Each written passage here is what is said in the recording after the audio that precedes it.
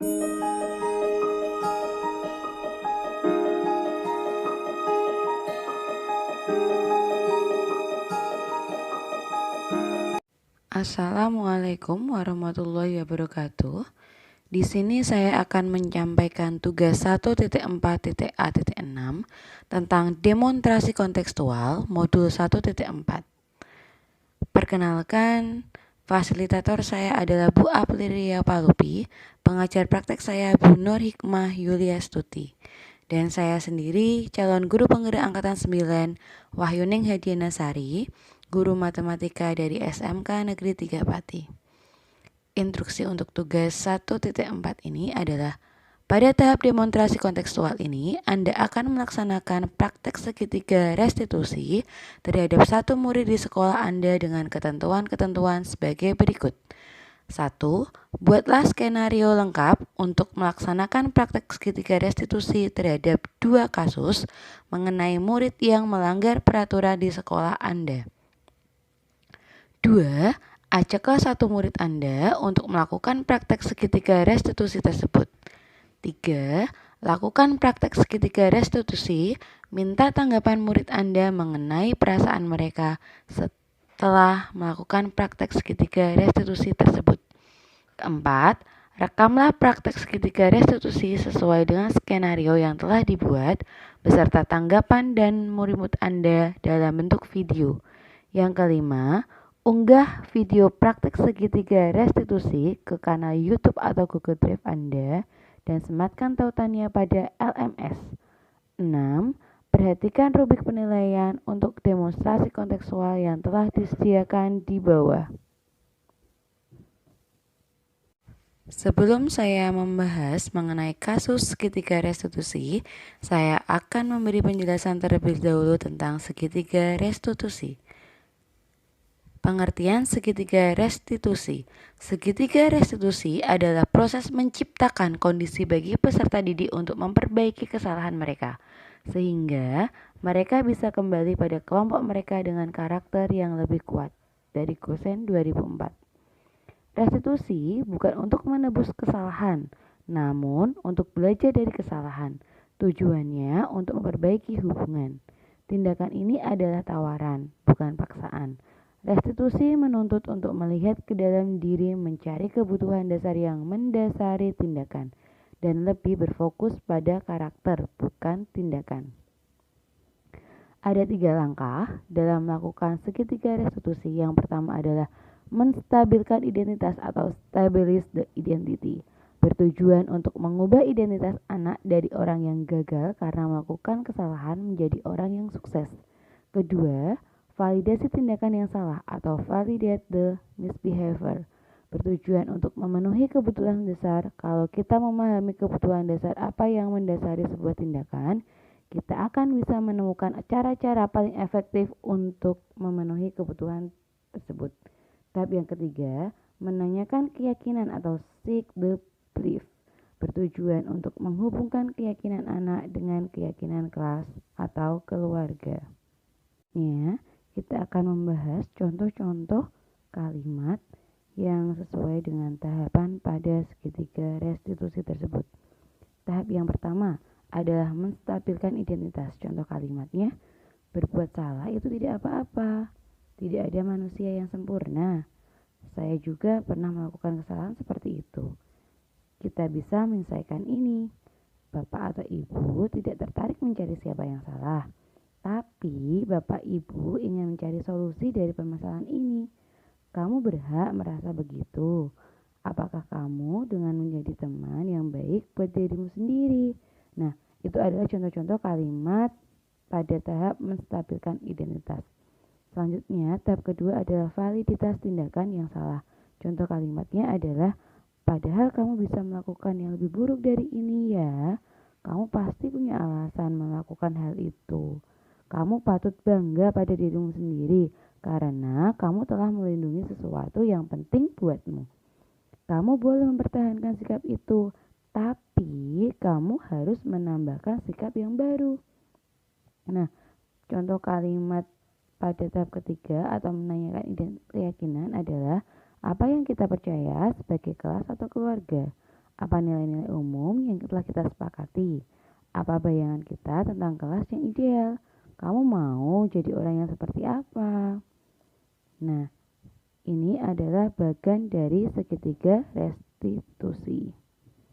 Selanjutnya adalah implementasi segitiga restitusi. Pada kasus yang pertama, permasalahannya pada kasus yang pertama adalah Distia tidak terima karena tugasnya sering dicontek oleh temannya. Distia tidak dapat menahan amarah sehingga menggebrak meja. Berikut adalah skenario dari kasus 1.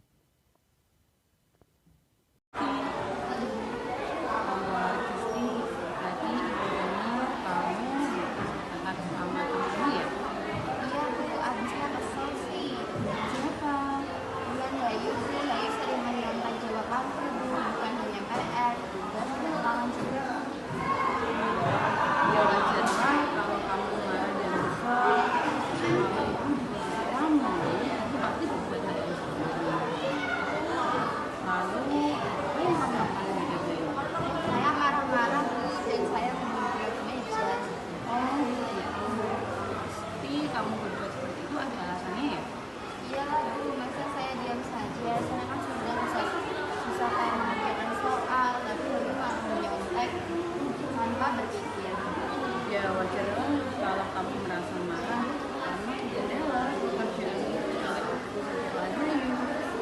Ibu sangat menghargai tindakan kamu yang berbuat lebih buruk dari itu, seperti misalnya memukul. Nah, sekarang coba kita pikirkan tindakan kamu yang marah-marah tadi sampai menginjak meja, apakah sesuai dengan keyakinan kelas kita? Tidak. Menurut kamu keyakinan kelas apa yang sudah kamu ambil? Saling menghormati sesama teman. Saling menghormati teman-teman bersama teman itu menurut kamu penting apa enggak? Penting, Bu. Baik, kalau menurut kamu penting, keyakinan apa yang harus kamu lakukan pada saat kamu sudah marah? Lebih sabar. Kamu bersedia memperbaiki masalah ini? Apa yang akan kamu lakukan untuk memperbaiki masalah ini? Saya akan lebih bersabar dan menulis amarah saya. Apabila ada teman yang menyontek saya lagi, saya akan melaporkan ke guru. Ya, tepat sekali apa yang kamu lakukan. Semangat ya. Sekarang kamu sudah boleh kembali ke kelas. Terima kasih. Iya. Assalamualaikum warahmatullahi wabarakatuh. Perkenalkan, nama saya Kamedia Mulyara Disti dari kelas 10 Perhotelan 2. Saya senang sekali diajak berdiskusi dengan Bu Guru untuk mengendalikan diri dari amarah karena perilaku teman sekelasnya. Saya harus banyak belajar, bersabar, dan menghormati teman-teman. Terima kasih. Berikut untuk kasus kedua. Kasus kedua, Ilham sering sekali datang terlambat saat ke sekolah, sehingga Ilham banyak tertinggal pelajaran di sekolah. Selanjutnya akan disampaikan skenario untuk kasus 2.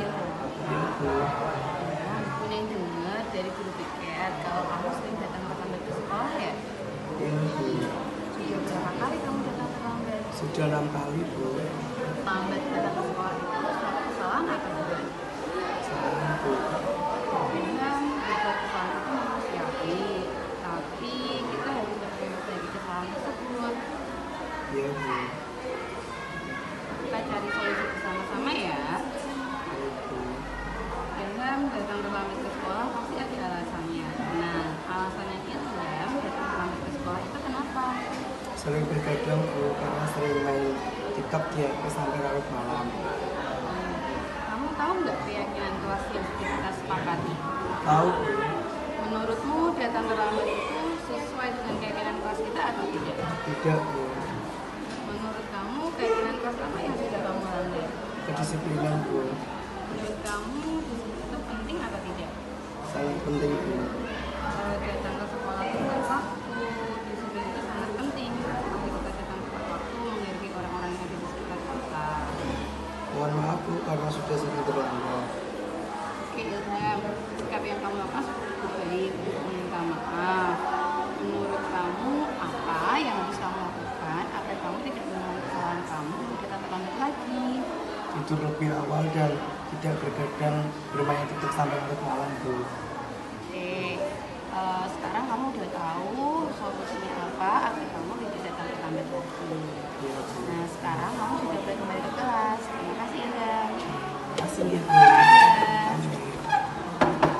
Dadah. Saya Ilham Tramareta dari 10 PH2.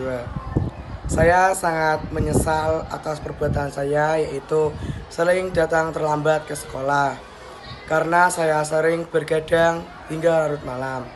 Dengan ini saya berjanji tidak akan terlambat lagi dan tidak akan bergadang. Saya akan lebih tidur lebih awal dan saya akan giat mengerjakan tugas-tugas yang diberikan oleh Bapak Ibu Guru.